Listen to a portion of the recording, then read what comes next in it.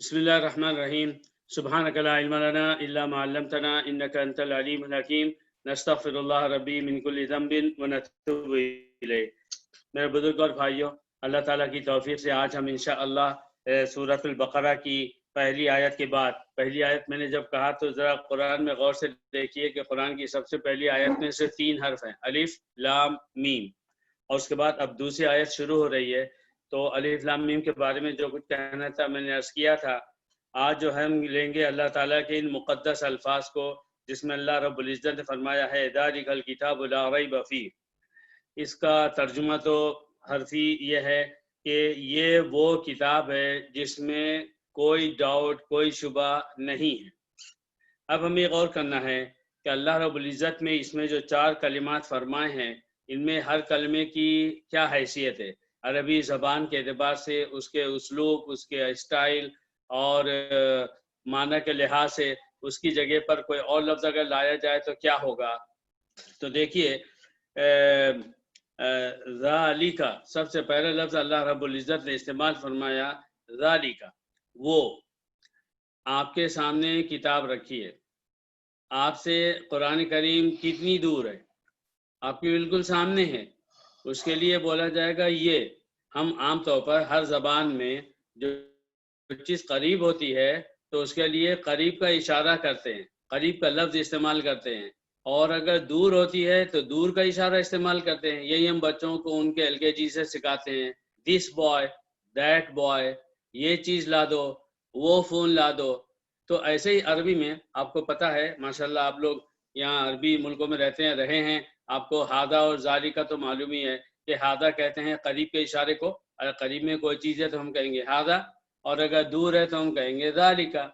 اللہ رب العزت نے جبکہ ایک شخص قرآن پڑھ رہا ہے، اس کے ہاتھوں میں قرآن ہے، وہ اس سے دور نہیں ہے، تو یہاں ایسا ہوتا کہ اللہ فرماتا ھذا الکتاب، لیکن اللہ رب العزت نے ھذا نہیں فرمایا، بلکہ اللہ نے فرمایا ذالک الکتاب، دیٹ بک، وہ کتاب۔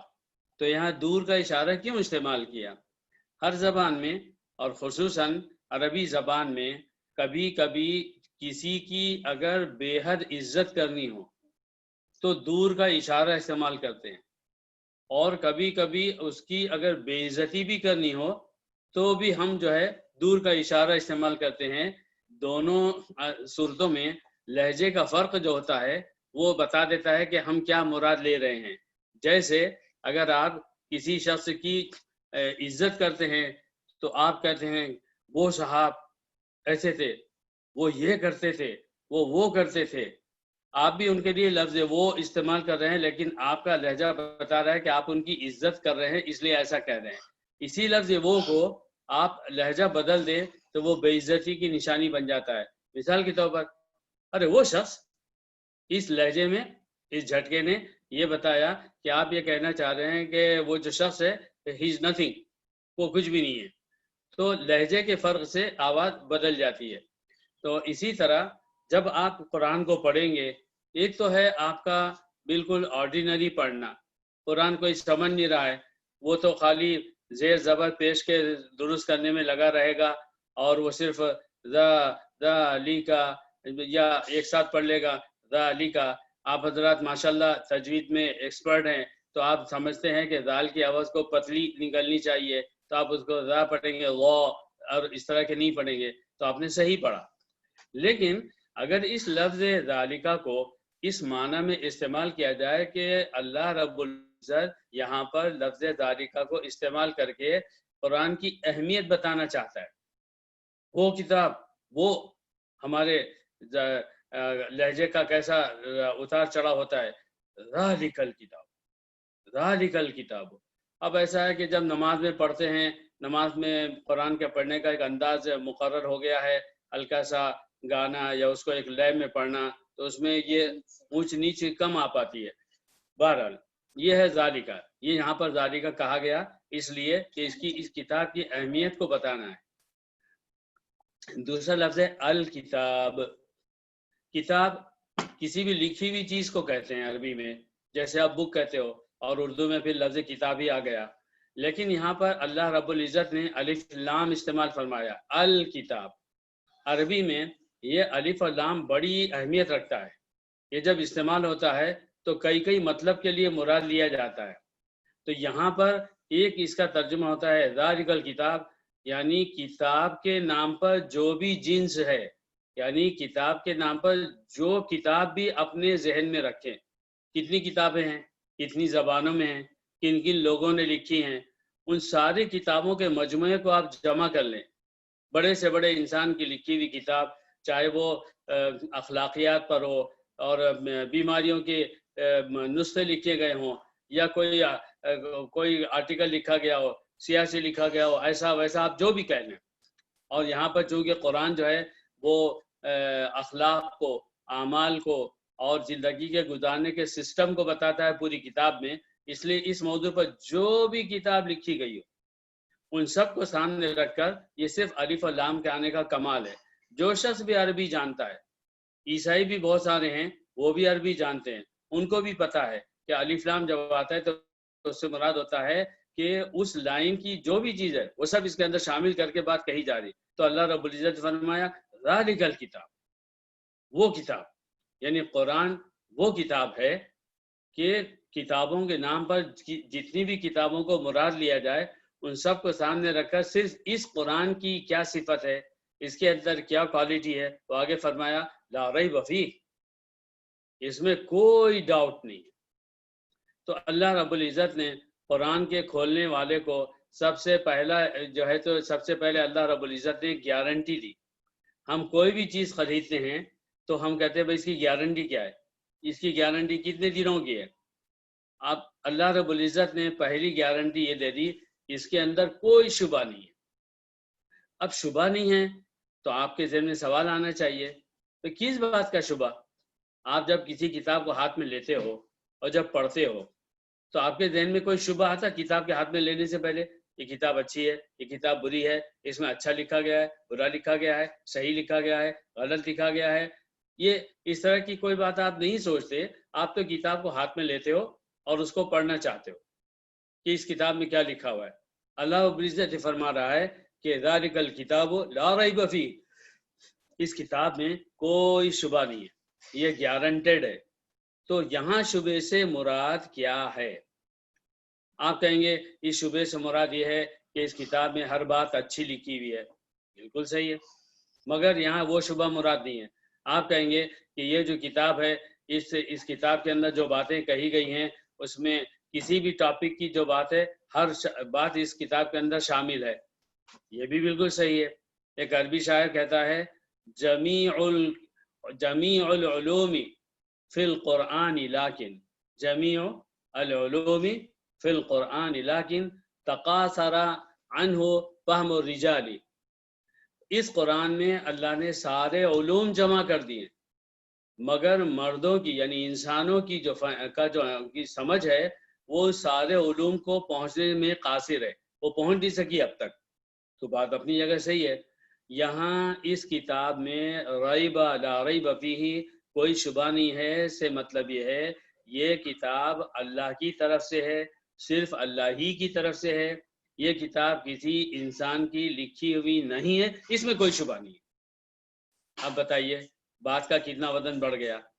کیا دنیا کا کوئی بھی انسان نیک سے نیک اور برے سے برا کسی بھی زمانے کا بڑے سے بڑا لکھنے والا وہ جو ہے اپنی کتاب کے بارے میں یہ گارنٹی دے سکتا ہے کہ میں جو کچھ لکھ رہا ہوں یہ اللہ کی طرف سے؟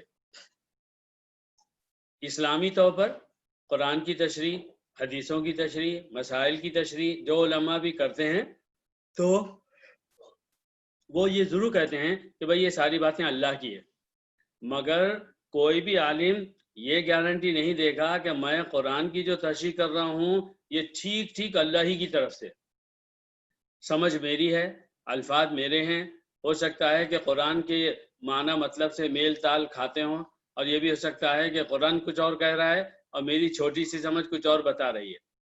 تو لا ریب فیہ بڑے ہی قیمتی الفاظ ہیں، وہ اس بات کی طرف اشارہ کرتے ہیں کہ یہ کتاب صرف اور صرف اور صرف اللہ کی طرف سے۔ قرآن کریم وہ اکیلی کتاب ہے ہمارے محمد صلی اللہ علیہ وسلم کے درس شریف پڑھ لیں کہ آنے کے بعد سے لے کر اب تک، کہ جس میں غیروں نے ہمیشہ یہ سوال کھڑا کیا، کیونکہ وہ اسی کے عادی ہیں، تو ان کے پاس جو بھی لکھی ہوئی چیز پہنچی ہے وہ کسی انسان کی لکھی ہوئی ہے۔ انہوں نے یہی کہا کہ یہ جو کتاب ہے اس کا لکھنے والا کون ہے؟ جو لوگ انکار کرتے ہیں وہ بھی گندے الفاظ میں کہتے ہیں کہ یہ تو محمد نے خود ہی لکھ لی ہے۔ یہاں تک کہ جب قرآن عربوں میں نازل ہوا تو مکہ کے لوگ بھی یہی کہتے تھے، ارے یہ تو انہوں نے خود ہی لکھ لیا۔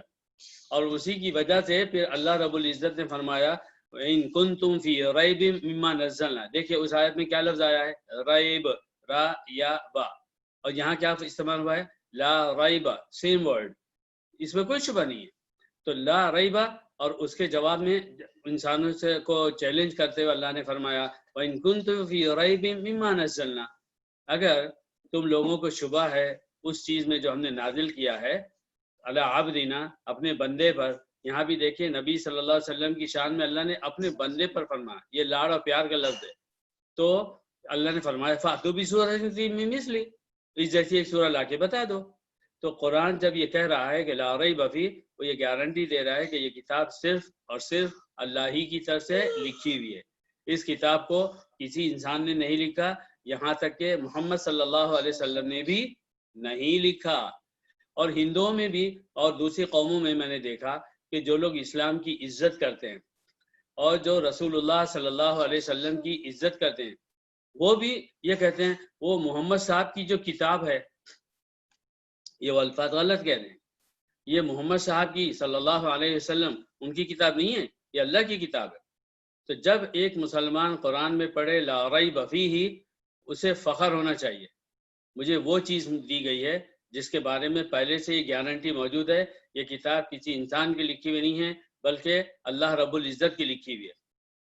اگر یہ بات ذہن میں آ جائے کہ اس کتاب کا لکھنے والا کون ہے، آپ یقین کیجئے، اس یقین کے ساتھ آپ جب جب قرآن کو ہاتھ پہ لیں گے نا، آپ کے ہاتھ کانپیں گے۔ اتنا بڑا تحفہ، آپ دیکھیے کوئی شخص جو ہے وقت کے بادشاہ سے کوئی ہدیہ لینے جاتا ہے، آپ بتائیے اس کے ہاتھوں میں قوت ہوتی ہے جیسے عام ہوتی ہے؟ اس کا اسٹائل ویسے ہوتا ہے اپنے لینے انعام کے لینے والے سے جیسے کہ وہ عام طور پر ہوتا، یا وہ اس میں گم ہو جاتا ہے؟ وہ اب اس انعام کو لیتے ہوئے سامنے والی کی شخصیت کے اعتبار سے سامنے والی شخصیت کی اس میں گم ہو جاتا، اسے خود نہیں یاد رہتا وہ کہاں کھڑا ہے، وہ کیسے کھڑا ہے، وہ کس طرح سے لے رہا تھا۔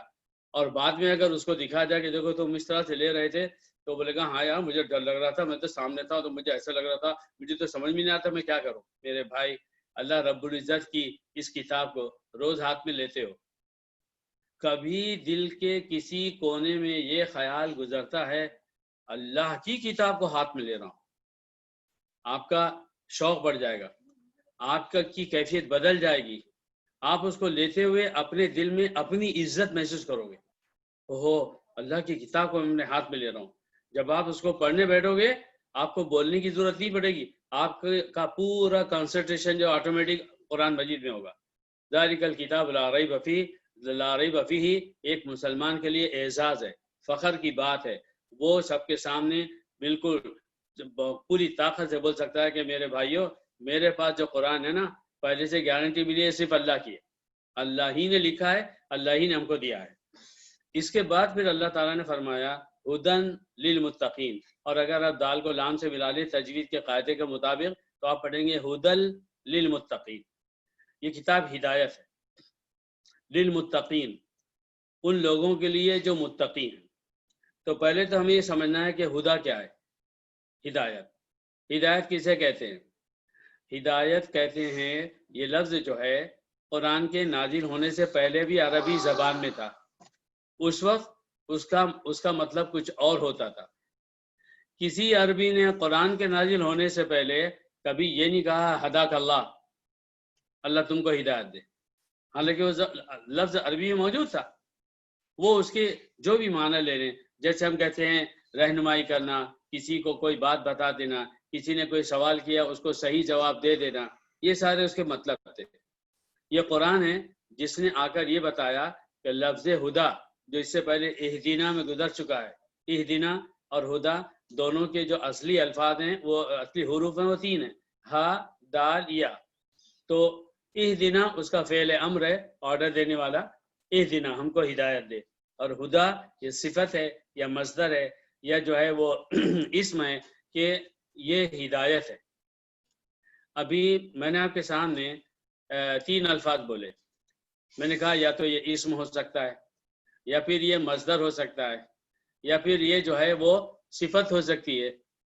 آپ کو پتہ ہونا چاہیے یا پھر کہ عربی زبان میں آپ جو لفظ بھی بولیں گے اس کی ایک نئی تشریح ہے، نیا ایکسپلینیشن ہے، اور اس سے معنی کبھی بڑھ جاتے ہیں کبھی گھٹ جاتے ہیں. اور اس کے ساتھ ساتھ اہم بات یہاں پر لفظ ہدا بغیر الف لام کے آیا ہے. آپ دیکھیے کہ جب اللہ رب العزت نے کتاب کا لفظ استعمال کیا تو وہاں پر الف لام، لیکن یہاں پر استعمال ہوا ہے تو الف لام نہیں ہوا ہے. اور یہی لفظ قرآن میں مختلف دوسری جگہوں پر آیا ہے تو وہاں پر الف لام بھی ہے. تو کہیں پر اللہ رب العزت نے لفظ ہدا کو بغیر الف لام کے فرمایا اور کہیں پر الف لام کے ساتھ فرمایا، اور دونوں جگہ اس کے معنی کی کیفیت بدل جاتی ہے عربی زبان میں. مثال کے طور پر یہاں پر جب آپ کہیں گے لفظ ہدا بغیر الف لام کے تو اس کو کہتے ہیں کہ یہ لفظ نکرہ ہے. نکرہ، اب عربی میں 2 لفظ بولے جاتے ہیں، ایک ہے نکرہ اور ایک ہے معرفہ. جیسے ہم انگلش میں کہتے ہیں کامن ناؤن اور پراپر ناؤن، تو یہ جو ہدا ہے یہ کامن ناؤن ہے اور الہدا وہ پراپر ناؤن ہو جائے گا. اللہ رب العزت نے اس لفظ کو الف لام اور بغیر الف لام کے استعمال کر کے یہ بتایا کہ اس لفظ میں وہ ساری خصوصیات ہیں جو کامن ناؤن میں ہوتی ہیں، اور اسی لفظ میں وہ ساری خصوصیات ہیں جو پراپر ناؤن میں ہوتی ہیں. لیکن جب قرآن کا انٹروڈکشن ہو رہا ہے یہاں پر، اس انٹروڈکشن میں اللہ رب العزت نے الف لام استعمال نہیں فرمایا. کیوں نہیں فرمایا؟ اس لیے کہ یہاں پر اس کا نکرہ آنا ہی ضروری تھا. وہ کیسے؟ اب ہم مثالوں سے سمجھیں گے انشاءاللہ. دیکھیے جب آپ اس کو نکرہ پڑھیں گے بغیر الف لام کے تو آپ کہیں گے ہدایت، یعنی کسی بھی طرح کی ہدایت. ہدایت چھوٹی ہو سکتی ہے، درمیانی ہو سکتی ہے، بڑی ہو سکتی ہے، سب سے بڑی ہو سکتی ہے. آج ہدایت ہے تو کل نہیں ہے، اور اگر کل ہدایت ملی تھی تو اس کے بعد نہیں ہے. ہدایت جو ہے وہ ایک دفعہ ملی، بار بار نہیں ملی. ہدایت ملی، ملتی ہی رہی، پھر ختم ہو گئی. یہ سارے معنی یہ نکرہ آ کر یہاں پر دے رہا ہے. اب حقیقت کی دنیا میں دیکھیے، ایک انسان 5 وقت کی نماز پڑھتا ہے، کبھی ایک آدھ نماز نہیں بھی پڑھتا، شیطان بہکا دیتا ہے. ایک انسان، ایک مسلمان سچ بولتا ہے تو سچ بولنے کی ہدایت ہو رہی ہے، کہیں نہ کہیں ٹھوکر کھاتا ہے، شیطان بہکاتا، اب اس کو ہدایت سلب ہو گئی. ایک انسان جیسے کہ حدیث میں آیا ہے اتنے کام نیک کرتا چلا جاتا ہے کہ جنت جو ہے حدیث میں جیسے الفاظ آئے ہیں کہ اس سے ایک بالش کے فاصلے پر رہ جاتی ہے، لیکن پھر قسمت کا لکھا پورا ہوتا ہے اور وہاں سے پلٹتا ہے اور اتنے گناہ کرتا ہے کہ سیدھے جہنم میں جاتا. اللہ ہم سب کی اس سے حفاظت فرمائے، آمین. ایک انسان بگڑا ہوا ہے آخری درجے کا، سڈنلی اللہ اس کو ہدایت دیتا ہے، اور ایسی ہدایت دیتا ہے کہ وہ اتنے اچھے کام کرتا ہے کہ وہ جنت کا مستحق ہوتا. یہاں اللہ رب العزت نے لفظ ہدا کو قرآن کے انٹروڈکشن میں نکرہ استعمال فرمایا یہ بتانے کے لیے کہ ہدا کی یہ کیفیت ہمیشہ نہیں رہے گی. جیسے تم رہو گے ویسے یہ رہے گی. پانی کو آپ ایک چھوٹے سے گلاس میں ڈالیں تو اس کی ایک شکل بنتی ہے، بڑے گلاس میں ڈالیں تو اس کی وہ شکل بن جاتی ہے، پیالے میں ڈالیں تو وہ شکل بن جاتی ہے، بہا دیں تو اس کی وہ شکل بن جاتی ہے. تو یہاں اللہ رب العزت یہ فرما رہا ہے کہ کتاب اس میں تو کوئی شبہ نہیں ہے، یہ اللہ کی طرف سے ہے، لیکن اس کا جو ایفیکٹ ہوگا وہ ہدا ہوگا، الہدا نہیں ہوگا یہاں پر، کیونکہ یہاں انٹروڈکشن کرنا ہے کہ یہ جیسے آپ ویسے ہدایت. اور پھر ہدایت سب سے زیادہ اس کا مستحق انسانوں کی دنیا میں کون ہوتا ہے؟ یہ فرما دیا للمتقین، متقیوں کو یہ ہدایت دیتی ہے. متقی سنگولر ہے، واحد ہے، اس کی جمع متقین یا متقون ہے. اور اللہ نے فرمایا کہ یہ ہدایت متقیوں کو دیتی ہے. اب متقی کسے کہتے ہیں؟ ہماری زبان میں اللہ سے ڈرنے والے کو متقی کہتے ہیں.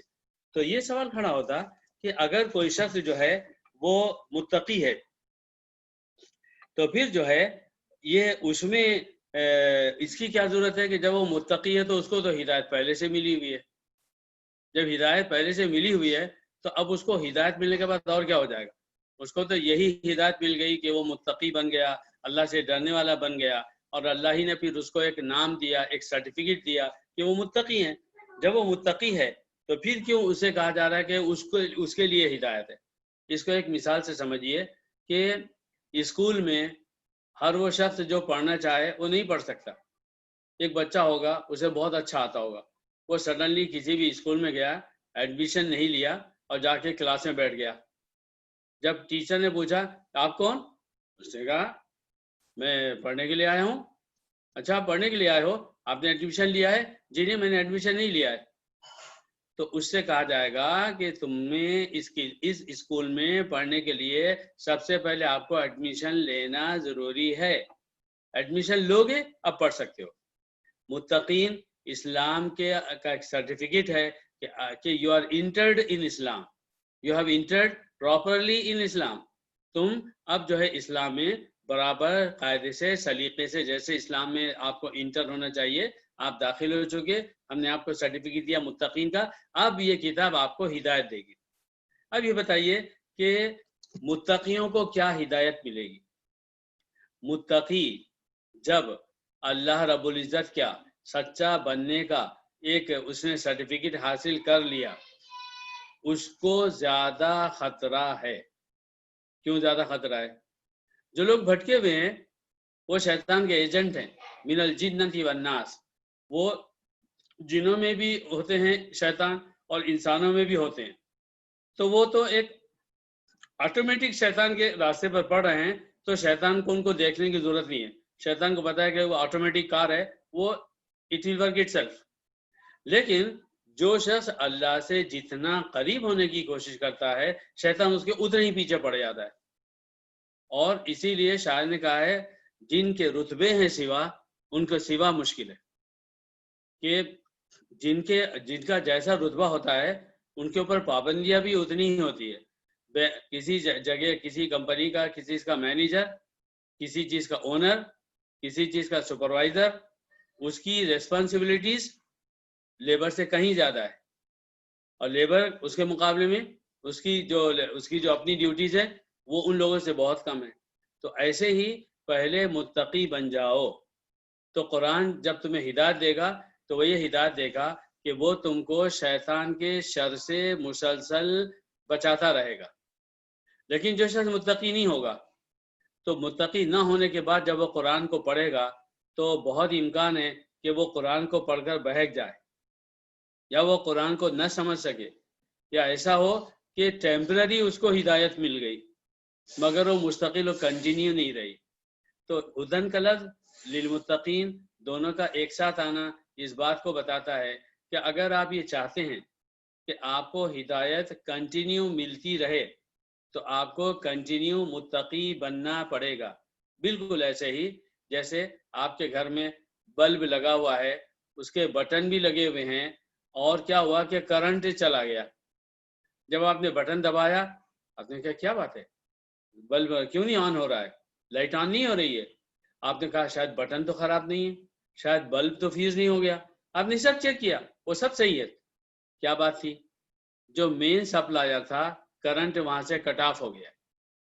ہدایت ایسی چیز ہے, ہدایت ایک کرنٹ ہے.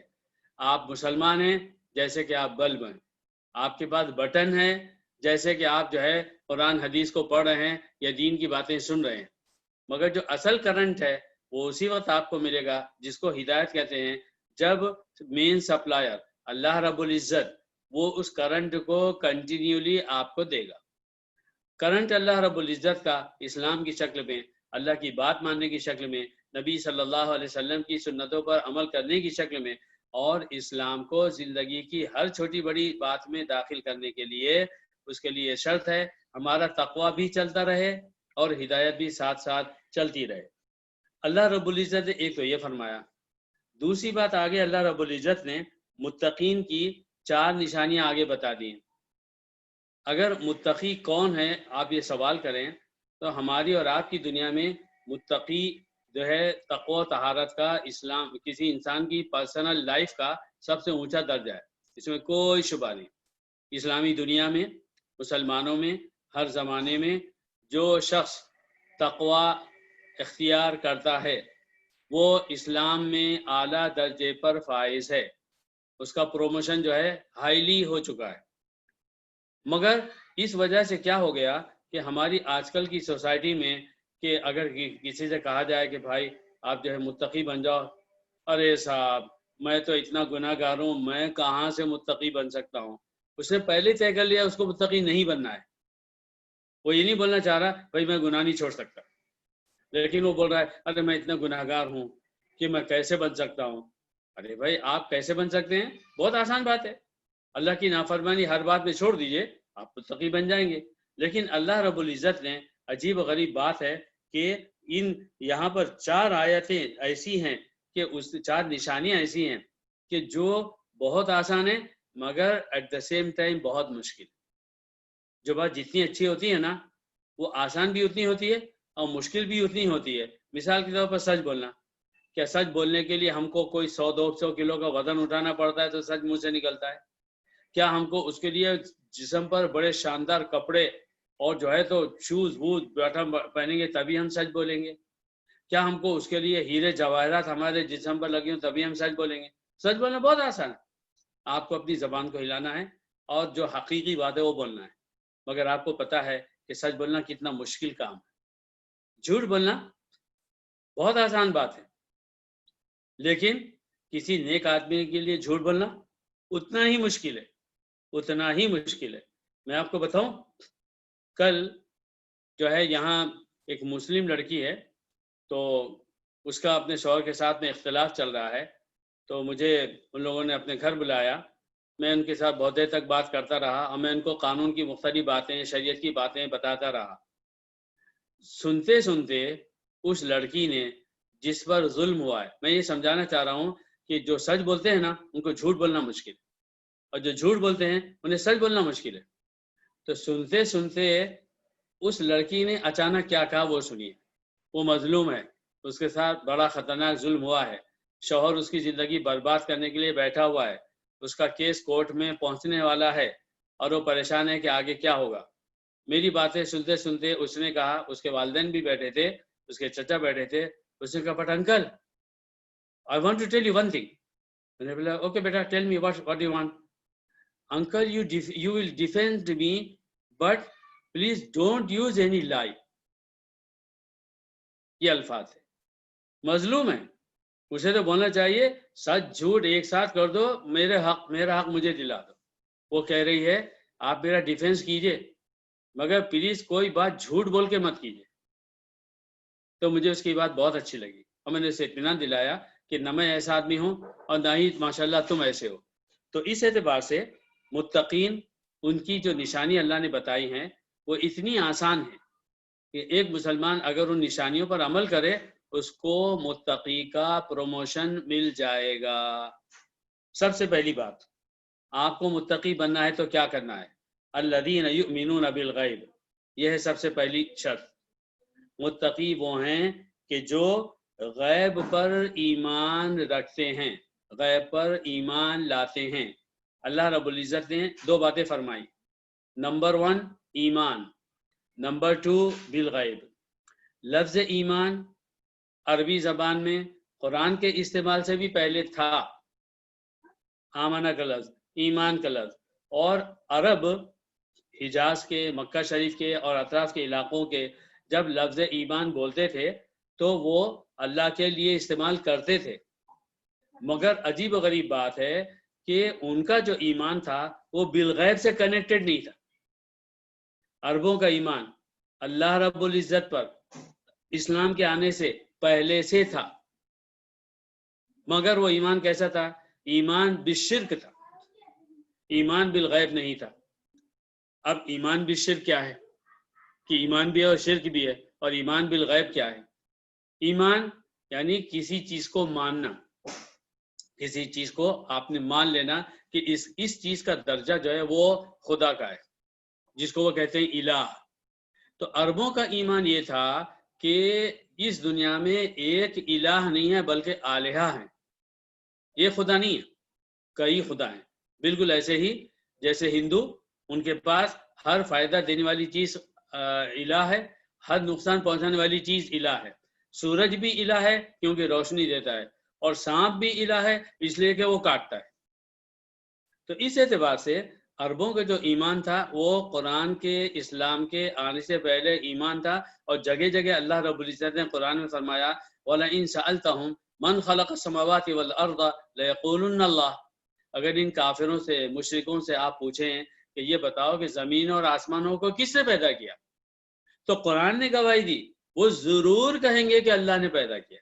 آپ بتائیے، مکے کے اطراف کے مشرک، عرب مشرک، قرآن کہہ رہا ہے ان سے پوچھو کہ کس نے پیدا کیا زمین و آسمانوں کو، تو قرآن یہ نہیں کہہ رہا وہ کہیں گے، بلکہ اس کا جو انداز ہے وہ یہ ہے لَيَقُولُنَّ، اور لَيَقُولُنَّ کا ترجمہ ہوتا ہے کہ وہ ضرور کہیں گے۔ قرآن کہہ رہا ہے، اللہ رب العزت کافروں کی طرف سے کہہ رہا ہے وہ ضرور کہیں گے کہ اللہ، مگر اس کے باوجود کہ وہ اپنی زبان سے زمین آسمان کی پیدائش کو اللہ تعالیٰ کی طرف منسوب کر رہے ہیں، اس کے بعد بھی وہ مشرک ہیں۔ کیوں مشرک ہیں، کیوں کافر ہیں؟ اس لیے کہ ان کا ایمان جو ہے ایمان بالغیب نہیں تھا۔ اس لیے آپ سمجھیں کہ جب ہم کہتے ہیں نا ایمان بالغیب، یہ معمولی الفاظ نہیں ہیں، یہ اپنے اندر جو ہے انتہا سے زیادہ طاقت رکھتے ہیں۔ وہ ایک ایسا فلسفہ رکھتے ہیں کہ اسی فلسفے سے محروم ہونے کی وجہ سے وہ انسان جو مسلمان نہیں ہے وہ بھی بہکتا ہے، اور وہ انسان جو مسلمان تو بن جاتا ہے مگر غیب کا مطلب نہیں سمجھتا تو وہ بھی بہک جاتا ہے۔ جیسے وہ سارے لوگ جو یہ کہتے ہیں کہ اللہ رب العزت کی للہیت میں، ربوبیت میں نبی بھی شریک ہے، اور پیران پیر بھی شریک ہیں، اولیاء بھی شریک ہیں، اور معلوم نہیں کیا کیا کہتے ہیں۔ یہ خالص بدعت نہیں بلکہ شرک ہے، شرک جو اللہ کبھی معاف نہیں کرے گا۔ تو اللہ رب العزت نے کہا متقی بننا ہے تو دو کام کرنے، پہلا کام اللہ پر ایمان لاؤ، دوسرا کام بالغیب ہو، تم نے اللہ کو نہیں دیکھا ہے مگر تم اللہ کو مان جاؤ گے، اللہ ہے۔ جب آپ کسی چیز کو نہیں دیکھتے ہیں آپ اس کی تصویر بنا سکتے ہیں، آپ اس کا سائز مقرر کر سکتے ہیں، آپ اس کی ضروریات بتا سکتے ہیں؟ ہرگز نہیں کر سکتے۔ ایک بہت بڑے عالم گزرے ہیں، امام جاحظ، جیم الف حا اور ضا، امام جاحظ، وہ جتنے بڑے عالم تھے اتنے ہی زیادہ وہ بد شکل تھے۔ بڑی ان کی صورت ایسی تھی کہ آپ دیکھیں تو آپ کہیں کہ یار یہ آدمی بہت ہی بدصورت ہے۔ ایک عورت جو ہے وہ تصویر بنانے والے فنان آرٹسٹ کے پاس گئی اور اس نے کہا کہ آپ جو ہے مجھے جن کی تصویر بنا کے دیں۔ اس نے کہا جن کی؟ جن کو کسی نے دیکھا نہیں ہے، میں کیسے بنا کر دوں؟ اس نے کہا اچھا آپ نے جن کو نہیں دیکھا ہے۔ 2 منٹ سوچا، کہا میرے ساتھ آئیے۔ ان کو لے کر گئی، سیدھے امام جاحظ کی دکان پر، وہ کتابیں فروخت کرتے تھے، اور ان کے سامنے کھڑے ہو کر بولی ان جیسا بنائیے۔ نعوذ باللہ، یہ ان کی توہین تھی۔ وہ عورت بہت نادان تھی، لیکن میں یہ عرض کرنا چاہ رہا ہوں کہ جس چیز کو آپ نے نہیں دیکھا ہے آپ اس کی تصویر نہیں بنا سکتے، اس کا سائز مقرر نہیں کر سکتے، اس کو کھانا ہے، پینا ہے، ایسا کرنا ہے، ویسا کرنا ہے نہیں بول سکتے، اس کو دکشنا چاہیے، اس کو گفٹ چاہیے، اس کو جو ہے کیا کہتے ہیں نظر چڑھانا ہے، آپ یہ نہیں بول سکتے۔ ایمان بالغیب فوراً ایک ایسی طاقت کا تصور دیتا ہے کہ جو ہمارے تصور سے بہت باہر ہے۔ ہم اپنی ساری عقل استعمال کر لیں، ہماری سمجھ میں نہیں آئے گا کہ وہ کیا ہے، وہ کیسا ہے۔ اور اسی لیے اللہ رب العزت نے اپنے بارے میں فرمایا قرآن میں لیس کمثلہ شیء، کوئی چیز اس کے جیسی نہیں ہے۔ اور امام ہمارے حضرت شاہ ولی اللہ دہلوی رحمۃ اللہ علیہ نے اپنی کتاب حجت اللہ البالغہ میں لیس کمثلہ شیء پر بڑی لمبی بحث کی ہے، بہت لمبی۔ اس کا خلاصہ کیا ہے؟ اس کا خلاصہ یہ ہے کہ اللہ رب العزت نے فرمایا ہے لیسا، اور عربی میں لیسا استعمال ہوتا ہے اس میں جنس کی نفی کے لیے۔ یہ الفاظ ہیں جو اس تعریف میں مدرسوں کی دنیا میں پڑھائے جاتے ہیں۔ اس میں جنس یعنی اس کیٹیگری کی جتنی بھی چیزیں موجود ہیں اور جتنے بھی آپ تصور کر سکتے وہ دونوں کو ملا کر ریالٹی میں وہ چیز all kinds of that thing with all the qualities اور اتنا ہی نہیں جتنا آپ سوچ سکتے ہو تو جو ہے اور جو سوچ سکتے ہو دونوں کو ملا کر اگر کسی چیز کو نگلیکٹ کرنا ہو ڈینائی کرنا ہو ریفیوز کرنا ہو تو بولیں گے لیسا لیسا کمثلہ اللہ کے جیسا مثل کہتے ہیں کسے کہتے ہیں مثل اس کا ترجمہ ہم کر دیتے ہیں انگلش میں سملر یا اس جیسا ہم اردو میں کرتے ہیں ایک چیز دوسرے چیز کی بالکل ڈکٹو کاپی ہو جیسے اس وقت زوم میں ہم ایک دوسرے کو دیکھ رہے ہیں ہماری جو تصویر زوم پر آ رہی ہے ایز اٹ از آ رہی ہے ایسا نہیں ہے کہ میری اصل تصویر کچھ اور ہے اور آپ کو زوم پر کچھ اور نظر آ رہی ہے یا میں آپ کو دیکھ رہا ہوں آپ کی تصویر کچھ اور ہے اور زوم پر کچھ اور ہے تو یہ جو ہے لیس کمثلہ شیء اللہ کی جیسی کوئی بھی چیز نہیں ہے یہ ایمان بالغیب ہے آپ جب کہیں آمنت باللہ میں اللہ پر ایمان لایا جب مسلمان کہے لا الہ الا اللہ اللہ کے سوا کوئی معبود نہیں ہے تو اس کا مطلب ہوتا ہے کہ میں نے اپنے رب کو نہیں دیکھا مگر اس کا وجود اس کا ہونا میرے لیے ایسے ہے جیسے کہ میں کوئی چیز اپنی آنکھ سے دیکھ رہا ہوں میں نے جو ہے تو اکثر ہمارے بعض غیر مسلموں نے مجھ سے سوال کیا ہے مختلف کیسوں میں انہوں نے کہا کہ آپ کا اسلام کہتا ہے کہ اللہ ہے مگر نظر نہیں آتا تو کیوں نظر نہیں آتا اس کو نظر آنا چاہیے میں نے کہا اگر آپ ایسا سوچتے ہو تو میں آپ سے پوچھتا ہوں کیا اس دنیا میں ہوا ہے ہاں ہوا ہے پھر ہوا کو بھی نظر آنا چاہیے آپ ہوا کو نہیں دیکھ سکتے مگر کوئی انسان ہوا کو نہیں جھٹلاتا ہے اور آپ اللہ کو نہیں دیکھ سکتے اس لیے آپ اللہ کو جھٹلاؤ گے تو جیسے آپ کو ہر سیکنڈ اور منٹ ہوا نظر نہیں آتی بلکہ محسوس ہوتی ہے اللہ رب العزت بھی ہر سیکنڈ اور ہر منٹ جو ہے ہم کو نظر نہیں آتا لیکن اللہ رب العزت کی ربوبیت اللہ کی خلاقیت اللہ کا علم اللہ کا کی رزاقیت اللہ کی پکڑ سب چیزیں جو ہے وہ دنیا میں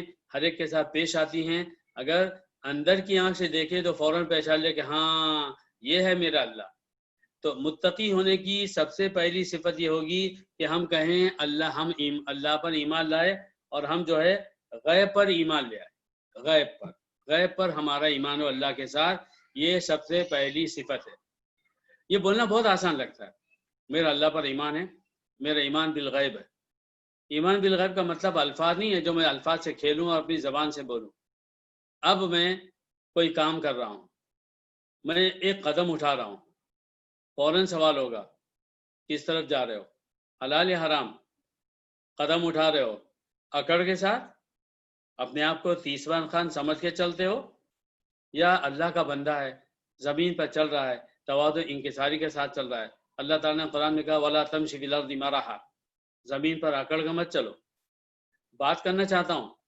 کیسے بات کر رہا ہوں سامنے والے کو کمتر سمجھ کر اپنے آپ کو بڑا سمجھ کر ایمان بالغیب آپ کو ہر سیکنڈ منٹ گائیڈ کرے گا میں غلط کرنے جا رہا ہوں میں رک جاؤں گا میں صحیح کرنے جا رہا ہوں مجھے خوشی ہوگی میرا اللہ مجھے دیکھ رہا ہے میں بات کرتا ہوں تو اللہ دیکھتا ہے میں چلتا ہوں تو اللہ دیکھتا ہے میں کھاتا ہوں تو اللہ دیکھتا ہے میں سوتا ہوں تو اللہ دیکھتا ہے میں کوئی کام کرتا ہوں تو اللہ دیکھتا ہے میں بزنس کرتا ہوں اللہ دیکھتا ہے میں کسی پر غصہ ہو رہا ہوں تو اللہ تعالیٰ دیکھتا ہے اور یہ اس طرح کی ہزار باتیں ہیں تو ان باتوں کو جب ہر سیکنڈ اور ہر منٹ ہم اللہ رب العزت کی مرضی کے مطابق گزار رہے ہیں نا اس کا نام ہے ایمان بالغیب ورنہ ایک خوشنما لفظ ہے ہم بول رہے ہیں کبھی ہم اچھے بن جاتے ہیں کبھی ہم برے بن جاتے ہیں کبھی ہم تھوڑے سے اچھے بنتے ہیں اور بہت زیادہ بگڑ جاتے ہیں اور پھر بھی ہمارے ذہن میں یہ ہے میں تو مسلمان ہوں بلا شبہ آپ مسلمان ہو میں مسلمان ہوں مگر جس کوالٹی کا آپ کو ایمان بالغیب چاہیے تھا وہ کوالٹی آپ کے پاس سے چلی گئی آپ کا کنیکشن کمزور ہو گیا آپ بھی بہکے میں بھی بہکا اور ہر وہ انسان جس کا اللہ تعالیٰ کے ایمان بالغیب کا کنیکشن کمزور ہو گیا وہ بھی بہکا اور اگر آپ بہک جاؤ تو پھر کیا کرنا چاہیے اللہ رب العزت نے فرمایا ہر بات فرما دی تم انسان ہو تم فرشتہ نہیں بن سکتے تمہارا ایمان بالغیب شیطان کی وجہ سے حالات کی وجہ سے اور جو ہے مختلف جو ہے شہوتوں کی وجہ سے ضرورتوں کی وجہ سے کہیں نہ کہیں بہکے گا، لڑکھڑائے گا، کبھی کم ہو جائے گا، کبھی ختم ہو جائے گا، اور اس کے بعد میں ایسا ہوگا کہ آپ جو ہے تو پھر آپ کو اللہ یاد آئے گا. بس یاد آ گیا، اب توبہ کر لو، بولو اے اللہ مجھ سے غلطی ہوئی، اکڑ مت دکھاؤ، تکبر مت کرو، ایکسکیوزز مت پیش کرو، اے اللہ میں کیا کروں، میں تو مجبور تھا، یہ نہ بولو. شیطان نہ بنو، اکڑ گیا، میری کوئی غلطی نہیں ہے. جب کوئی مسلمان کوئی بھی غلطی کرے اور اس کے تصور میں یا اس کی زبان پر یا اس کے دماغ میں یہ بات ہے میری کوئی غلطی نہیں ہے، تو وہ شیطانی رول ادا کر رہا ہے. اور ہر وہ مسلمان جو ایک غلطی کو ایک دفعہ کرے اور 1000 دفعہ کرے اور سارے وعدے کر کر کے پھر توڑے، تو وہ مسلمان ہے، اس کی توبہ قبول ہے، اور اللہ رب العزت ہو سکتا ہے آخرت میں اس کو معاف کر دے. اور اس کے ساتھ جو ہے میں آپ کو ایک بات کہنا چاہ رہا تھا جو ابھی ذہن سے نکل گئی، کہ یہ جو ایمان کی بات ہے اور گناہوں کی بات ہے، تو اس پر اللہ رب العزت نے بھی قرآن میں جگہ جگہ فرمایا ہے کہ دیکھو تم غلطی کرو گے اور ہم تمہیں معاف کر دیں گے. تو ایمان بالغیب ایک لفظ نہیں ہے، ایک عمل ہے، ایک ایکشن ہے. ایمان بالغیب ایک دفعہ بولنے والا ایکشن نہیں ہے. For every second, every minute, every hour, every day, every night, every month, every year, اور ٹاپ ٹو باٹم زندگی کے شروع ہونے سے لے کے زندگی کے ختم ہونے تک ہے. اگر یہ ایمان بالغیب کا کنیکشن زندگی کے ہر کام میں جاری رہا، ہم پاس اور ہم جنت کے مستحق. اسی لیے آپ دیکھیے جگہ جگہ کیا کہا گیا ہے، ان للمتقین جنات النعیم. متقیوں کو جنت نعیم ساری نعمتوں والی ملے گی. یہ جنت کس کو ملے گی؟ جو ایمان لائے اور نیک عمل کیے. یہ جنت اس کو ملے گی جو متقی تھا. اور اس کے بعد کہے گئے یعنی متقی کا مطلب یہ نہیں ہے کہ آپ روزانہ روزے رکھتے ہوں. متقی کا مطلب یہ نہیں ہے کہ روزانہ آپ 1000 2000 اور 5-10 ہزار دفعے تسبیحات پڑھتے ہوں. متقی کا مطلب یہ نہیں ہے کہ 24 گھنٹے آپ قرآن ہاتھ میں لے کے بیٹھتے ہوں. متقی کا مطلب یہ نہیں ہے کہ آپ معمولی کپڑے پہنتے ہوں. متقی کا مطلب یہ نہیں ہے کہ آپ روزانہ روزے رکھتے ہوں. متقی کا مطلب یہ نہیں ہے کہ آپ جو ہے تو ایک دنیا سے کٹے ہوئے ہوں اور بس رات دن صرف اللہ کی یاد میں تصور میں بیٹھے ہوں. متقی کا یہ انتہائی غلط مطلب ہے جو ہماری سوسائٹی میں پھیل چکا. متقی کا مطلب ہے بہت سادہ اور بہت مشکل، ہر بات میں اللہ کو یاد رکھنا اور اس کے مطابق اس کے حکم کے مطابق کسی کام کو کرنا یا نہ کرنا. حضرت عمر رضی اللہ عنہ نے حضرت ابی بن کعب سے پوچھا مت تقوی، تقوی کیا چیز ہے؟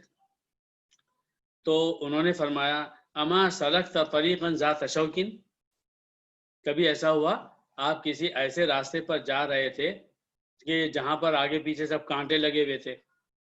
تو انہوں نے کہا ہاں.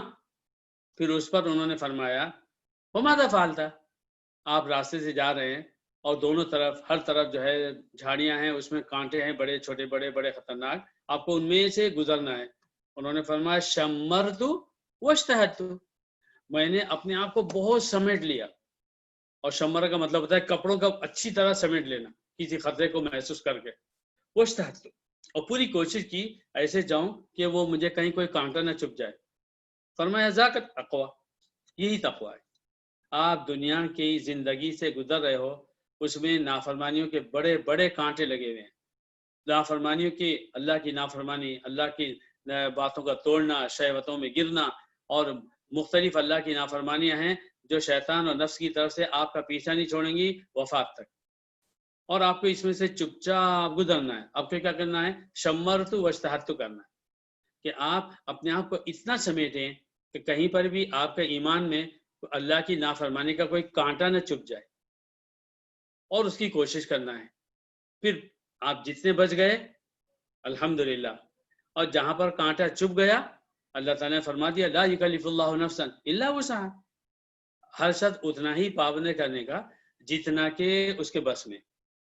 اور قرآن کی 27ویں پارے میں ایک عجیب و غریب آیت ہے الذین یجتنبون کبائر الاثم والفواحش الا اللمم. وہ سچے مسلمان وہ ہوتے ہیں کہ جو فاحشہ یعنی جسمانی گندگی، زنا وغیرہ، اس کی ساری باتیں، اور آج کل کے جتنے بھی گناہوں کے کرنے کے اسٹائل ہیں، مردوں کے آپس میں، عورتوں کے آپس میں، یا مردوں عورتوں کے، یا سارے گندے سے گندا کام جو ہم نعوذ باللہ سنتے ہیں یا لوگ کرتے ہیں، تو ان سب سے بچنا، کبائر الاسم، بڑے بڑے گناہوں سے بچنا. جھوٹ بولنا کبیرہ گناہ ہے، یہ معمولی بات نہیں ہے. جھوٹ بولنا کبیرہ گناہ ہے اتنا ہی جتنا کہ پور کھانا، جتنا کہ شراب پینا، اور جتنا کہ دوسرے گندے کام کرنا. اور میں اس طرح کی ہزاروں مثال دے سکتا ہوں. تو کبائر گناہوں سے بچنا، فواحش ناپاکی کے بد اخلاقی کے سارے کاموں سے بچنا، یہ ان سے بچتے ہیں. الذین یجتنبون کبائر الاسم والفواحش، سچے مسلمان وہ ہیں کہ وہ جو ہے کبیرہ گناہوں سے، فاحشہ باتوں سے بچتے ہیں. الا اللمم، مگر چھوٹی موٹی غلطیاں، چھوٹی بڑی معمولی غلطیاں. لمم، لمہ کی جمع ہے، یعنی چھوٹی سی غلطی کر جانا. اللہ نے خود یہ کنسیشن رکھا ہے، وہ کرتے ہیں. اور اس کے فوراً بعد اللہ نے کیا فرمایا؟ ان ربک واسع المغفرہ، تمہارا رب جو ہے بہت بڑی مغفرت والا ہے. یہ اشارہ ہے. اور اسی لیے نبی صلی اللہ علیہ وسلم نے گناہوں کے بارے میں یہ فرمایا، التائب من الذنب کمن لا ذنب لہ، جو گناہ سے سچی توبہ کر لے وہ ایسے ہو جاتا ہے اللہ کے پاس جیسے کہ اس نے گناہ ہی نہیں کیا.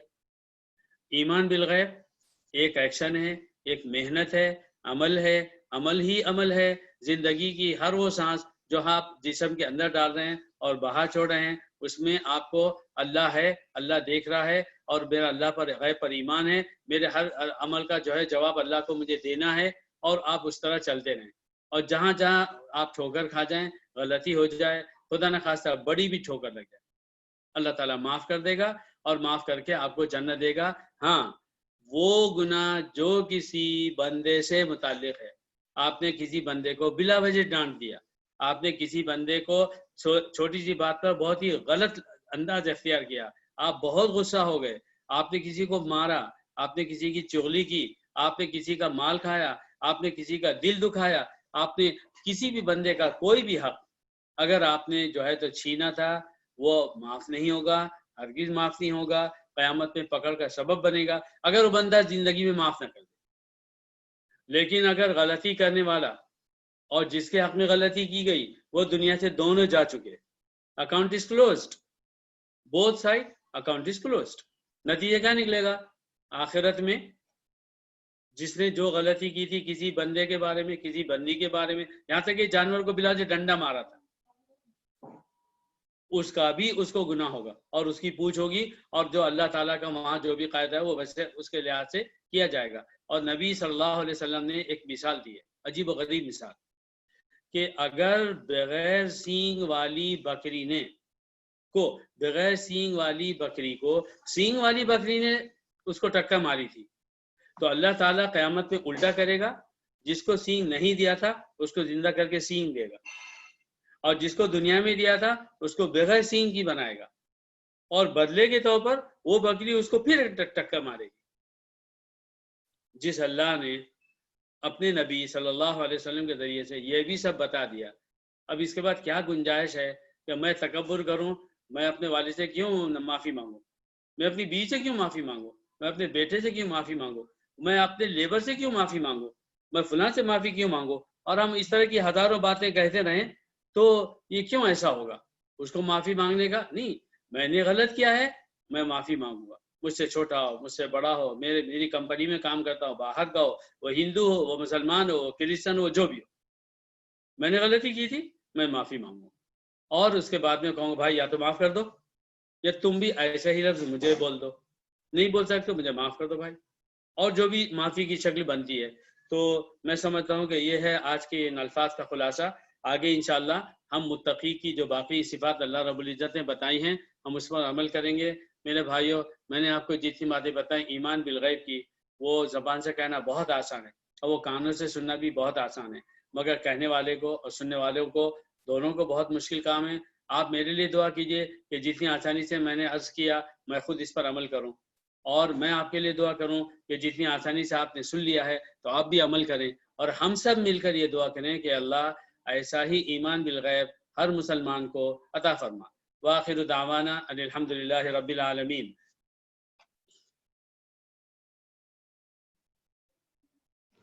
جزاکم اللہ خیر یا حبیب. جزاک اللہ ماشاء اللہ. بہت خوب، جزاک اللہ خیر، جزاکم اللہ خیر.